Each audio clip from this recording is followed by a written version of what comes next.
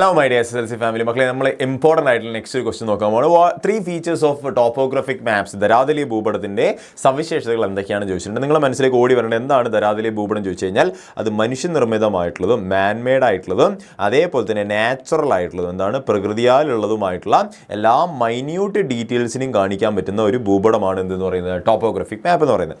സ്വാഭാവികമായിട്ട് ഇതിൽ നിങ്ങൾക്ക് ഈ പറഞ്ഞുള്ള സവിശേഷതകളായിട്ട് പറയാൻ പറ്റുന്നത് ഇതിൻ്റെ മാർജിനൽ ഇൻഫർമേഷൻ ഒക്കെ ഉണ്ട്. എന്താണ് മാർജിനൽ ഇൻഫർമേഷൻ ഉണ്ട്, അതായത് ഇതിന് പുറത്ത് കുറേ വിവരങ്ങളുണ്ടാവും, അതായത് ടോപ്പോഗ്രാഫി മാപ്പിന് പുറത്തുള്ള കുറച്ച് വിവരങ്ങളുണ്ടാവും, അത് നമുക്ക് കാണാൻ പറ്റും. അതിനുശേഷം നാച്ചുറലാണ്, ഈ പറഞ്ഞിട്ടുള്ള നാച്ചുറൽ ആയിട്ടുള്ള ഒരുപാട് കാര്യങ്ങൾ നമുക്കിവിടെ കാണാൻ പറ്റും.